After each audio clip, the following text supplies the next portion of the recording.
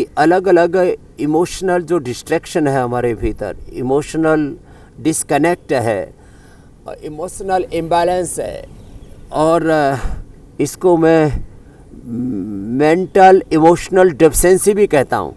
उसकी वजह से जैसे बहुत प्रकार की जो भावनात्मक कुंठाएं हैं, उससे हमारी पूरी एनर्जी विखंडित होती है, एनर्जी हमारी राइट डायरेक्शन में चैनलाइज नहीं रहती है, और उससे फिर ये जिसको अलग अलग प्रकार के साइटोकाइंस कहा जाता है, अलग अलग प्रकार के पेन मार्कर्स कहा जाता है, इन्फ्लेमेशंस कहा जाता है, वो RA-CRP, ANA, AVN, HLB-27, ये जो अलग अलग यूरिक एसिड आदि ये जो चीज़ें बढ़ती, ये बढ़ती कैसे हैं? ये बढ़ती है इमोशनल डेफिशिएंसी से।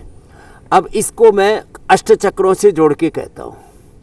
जब व्यक्ति बहुत ज़्यादा उत्तेजनाओं में जीता है, या वह फिजिकली, मेंटली, इमोशनली, जिसको हेल्दी प्रेम कहते हैं।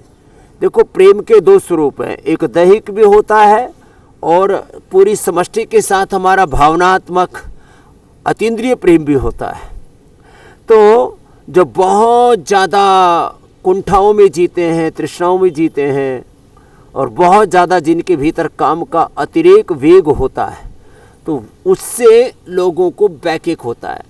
तो पहली बात तो ये है कि हमें योग से अकामता निष्कामता की ओर बढ़ना है, और विवेकपूर्ण काम और विवेकपूर्ण कामनाओं के साथ जीवन को आगे बढ़ाना है। तो अतिरेक जब होता है भोग का, वासनाओं का, तृष्णाओं का, लॉस, डिजायर, एम्बिशंस, इससे तो बहुत बड़ा विध्वंस जीवन में होता है, और उन कामनाओं के घात होने पर ही बड़े बड़े रोग जो घात लगाए बैठे वो हमारे भीतर घुस जाते हैं। खैर, तो हमें एक तो भोग, कामना, वासना, तृष्णा के अतिरेक से बचना है। उससे दूसरा जो स्वाधिष्ठान चक्र है, उसका संबंध विशुद्ध रूप से शुद्धिकरण से होता है।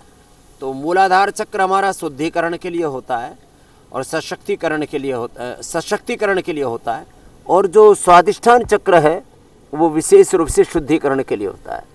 मणिपुर चक्र है वो पोषण के लिए होता है, जब हमारे शरीर में कैल्शियम, फास्फोरस, प्रोटीन और तमाम विटामिन D, B12 आदि जो सूक्ष्म पोषक तत्व हैं, आंत यदि गड़बड़ होगी तो हड्डियां गड़बड़ होंगी, पूरे शरीर में पेन होने लगेगा, और जब शरीर का शुद्धिकरण ठीक से नहीं होगा